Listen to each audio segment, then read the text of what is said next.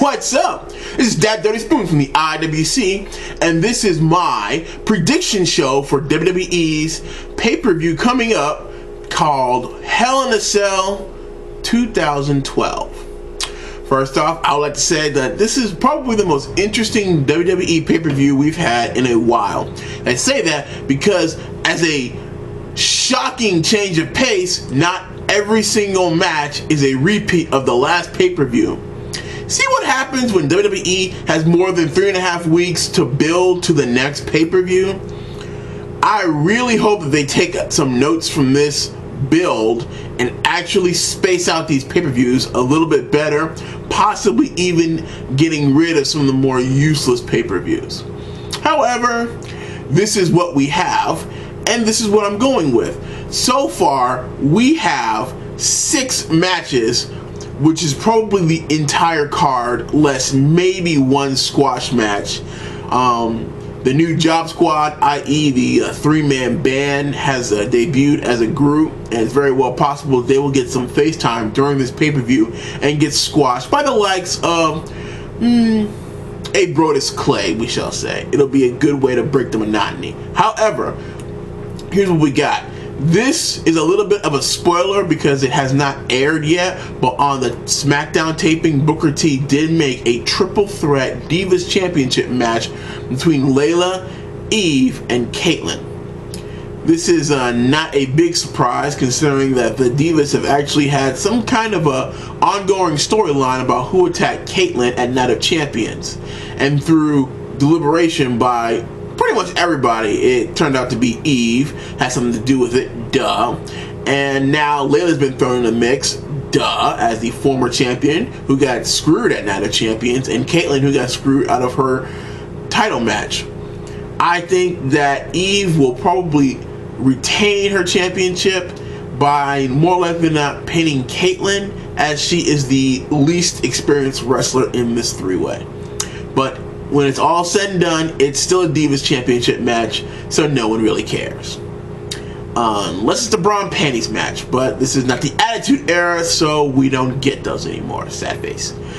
The next match on the card, I'm going to say, is going to be Randy Orton versus Alberto Del Rio. Now, Alberto Del Rio has been destroying everyone not named Randy Orton in WWE for the past couple of weeks, trying to get his hands on that World Heavyweight Championship. He was finally derailed when he wasn't even allowed to be in the number 1 contendership, and finally we have a new number 1 contender for the World Heavyweight Championship. This feud has been very much dominating the SmackDown program. It's very much a SmackDown feud, and to me, honestly, I think it's definitely something that SmackDown needs. I mean, I know these aren't new talents, but this is a new fight. I got really tired this summer of seeing Sheamus and Alberto Del Rio fight.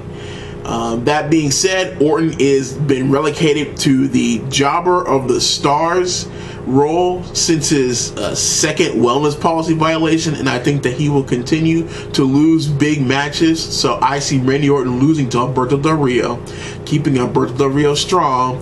Doesn't hurt Randy Orton as much. He's still the most popular, or at least one of the most popular faces on the SmackDown brand, and that's where WWE wants to keep him, and that's where he will stay until he learns to stop smoking weed, or at least do it better and don't get caught. But no, smoking weed is bad, don't do it. Next match, the Intercontinental Championship match between Kofi Kingston and The Miz. Kofi Kingston captured the Intercontinental Championship at last week's main event, the Wednesday show on Ion, which I really believe that you should be watching. It's definitely an interesting show, to say the very least. Anywho's, with this match, again, The Miz has been relegated to the heel jobber of the stars. He's been putting over Ryback, I guess, by losing matches to him. I'm not going to say, complete squash, but he's definitely been putting over the types of Ryback and now Kofi Kingston. I think Kofi Kingston is on his way up, and I think The Miz, honestly, I think The Miz is on his way to a more heel announce booth role / possible ring announcer. I'm not sure. He's been showing up on commentary several times in other shows, so I think that they will be transitioning Miz from the ring to the commentator booth a little bit sooner than maybe The Miz would like, but I think that's where they're angling him. And so I see The Miz I'm not saying laying down, but definitely not retaining or not recapturing his Intercontinental Championship. Kofi Kingston will retain his IC title and beat The Miz.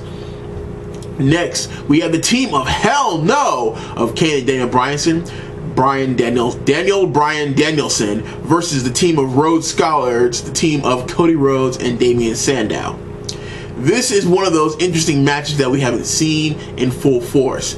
Now, had Raw not happened, or had Raw gone like every other Raw, where Team Hell No was standing tall, fighting with each other, but all of their competition falling around them, I would have said that Damien Sandow and Cody Rhodes win the tag team championships. However, the entire Monday Night Raw show that just passed, it was all about getting over Cody Rhodes and Damien Sandow. That being said, and after Matt Striker's horrible newly tag game, I'm gonna have to say that Team Hell No, despite their infighting, are able to retain the WWE Tag Team Championships and remain Tag Team Champions. I think that Team Hell No right now is one of the hottest acts that WWE has, and I think that they would be insane to cool that off by switching the titles at this time. However, I do see Rhodes Scholars getting those tag team belts eventually. Maybe not this pay-per-view, and maybe not the next one, depending on how the Survivor Series team goes, but certainly at TLC, I think that we'll see Damien Sandow and Cody Rhodes with tag team gold around their waist. That leads us to the Big Show versus Sheamus for the World Heavyweight Championship. I've got to say, I am so not looking forward to this match. I suspect that the Big Show and Sheamus match will be kind of a brawler, slow-paced, two big men kind of match, and not necessarily the faster-paced, more exciting matches that I'm kind of used to. I only say that because on Raw we've had some pretty good matches, at least one good long format match. I do not think this would be the good long format match of the pay-per-view.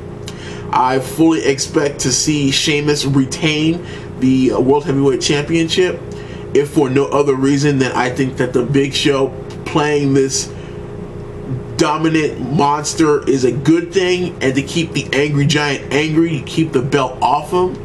Also, the Big Show has just been rolling over everybody, and I think that if anybody's going to stop him, it's Sheamus. The WWE still wants Sheamus to be a bigger babyface and definitely able to carry that SmackDown brand. I don't know if that's ever going to happen, but WWE is going to throw everything at him, and he will bro kick it all. So, also look for the rematch at Survivor Series, but I do see Sheamus going over the Big Show and retaining his World Heavyweight Championship. Now, Dolph Ziggler has promised to cash in his Money in the Bank contract for the World Heavyweight Championship.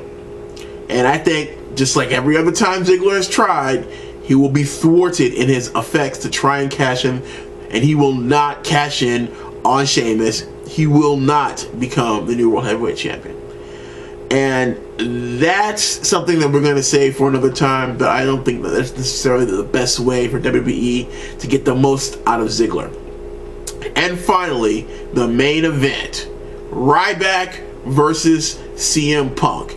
You would ask me 2 weeks ago, I would have been stone set on telling you John Cena will Hercules his way and then Super Saiyan his way into this match, injury or not.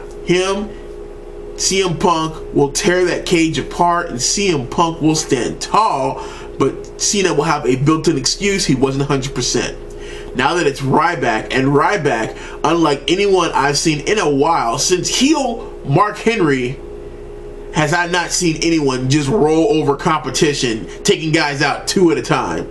That is what Ryback has been doing. And to that effect, I'm going to make a bold prediction. Ryback will win the WWE Championship at Hell in a Cell. I know they're talking about Brock Lesnar coming. I know they're talking about all sorts of snafus, and they're talking about all sorts of whatever to try and keep the belt off of Ryback. And I think that in the end, WWE has an opportunity to really make a new star. And that is something that if this past couple of weeks with John Cena being on the shelf has taught them nothing, it's that they can no longer put all their chips in the Fruity Pebble John Cena basket. They have to make new stars, and this is the perfect opportunity. Now, I know this may convolute what's going to happen at the next pay-per-view when The Rock is supposedly, going to get that championship shot at the Royal Rumble. They can fill in the blanks there later. But for right now, I think what needs to happen at Hell in a Cell, Ryback wins and becomes the new World Heavyweight Champion.